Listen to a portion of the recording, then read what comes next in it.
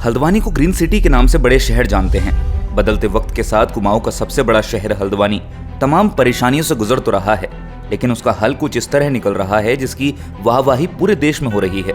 अब green city शहर का नाम है तो स्वच्छता तो प्राथमिकता होगी। इस सपने को साकार करने के लिए करीब 1 साल पहले हल्द्वानी में महिला आर्मी यानी बैणी सेना का गठन हुआ। बैणी सेना ने न सिर्फ शहर को स्वच्छता के रास्ते पर चलने के लिए प्रेरित किया, बल्कि नगर निगम की आय में भी रिकॉर्ड बढ़ोतरी कर दी। बैणी सेना को स्वच्छता और कूड़ा शुल्क कलेक्शन की जिम्मेदारी दी गई थी। बैणी सेना नगर निगम को हल्द्वानी के तमाम क्षेत्र का स्वच्छता रिपोर्ट कार्ड देती है और शुल्क भी कलेक्ट करती है, जिससे नगर निगम हर महीने करीब 33 लाख रुपए की आय अर्जित कर रहा है। बैणी सेना की मॉडल को देश भर के कई नगर निगम भी अपना रहे हैं और दिल्ली में हल्द्वानी की महिलाओं की चर्चा हो रही है। हल्द्वानी नगर निगम की बैणी सेना को देश में दूसरा स्थान मिला है और इस मौके पर नगर निगम के सभी पार्षदों ने मेयर डॉक्टर जोगेंद्र रौतेला और नगर आयुक्त पंकज उपाध्याय का फूल मालाओं से स्वागत किया।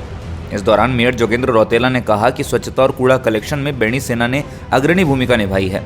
यही वजह है कि आज बैणी सेना के मॉडल की बात देश में हो रही है। गौरतलब है कि 31 अक्टूबर 2022 को बैणी सेना का गठन हुआ और 1 साल के भीतर बैणी सेना स्वच्छता के मामले में देश भर में दूसरे स्थान पर आकर बाकी नगर निगमों के लिए मॉडल बनी है।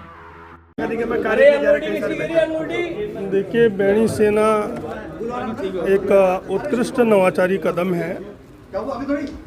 इसके गठन के लिए मैं समस्त नगर निगम के हमारी बोर्ड, हमारी सम्मानित पार्षद, नगर आयुक्त, हमारे समस्त अधिकारी कर्मचारी, पर्यावरण मित्र और हमारी बैणी सेना के समस्त सदस्यों का मैं स्वागत और उनका अभिनंदन करता हूं, उनको धन्यवाद देता हूं कि पूरी बोर्ड ने पूरे कार्यकाल में हम सब पर एक विश्वास का वातावरण रहा, जिस कारण नवाचारी कदम ये उठाया गया।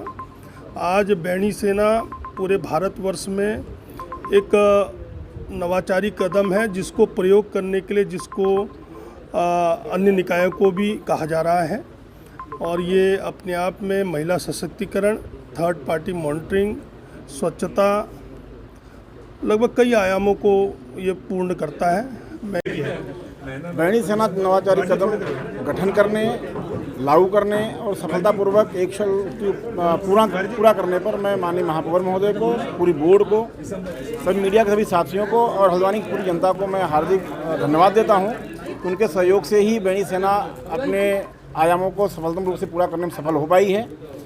चाहे वित्तीय प्रबंधन रहा हो, चाहे स्वच्छता का रहा हो, निगरानी का रहा हो और अंत में हमने अभी डेंगू में भी उनका अच्छा सहायक साथ मिला है। ये सभी आयामों को हम देखते हैं तो मुझे ऐसा कहने में कोई संकोच नहीं है कि डे एन्युअलम और स्वच्छ भारत मिशन की दोनों की संकल्पना को पूरा करने में सफल रहा है। मातृशक्ति हमारी सामाजिक और आर्थिक रूप से सशक्त हुई है। तो निश्चित तौर मुझे लगता है कि आगे आने वाले दिनों में हम बैणी सेना में जो कमियां हमें दृष्टिगोचर हुई उसको भी दूर करते हुए उसे और सशक्त बनाएंगे और स्वच्छता का जो हमारा लक्ष्य है उसे पूरा करेंगे।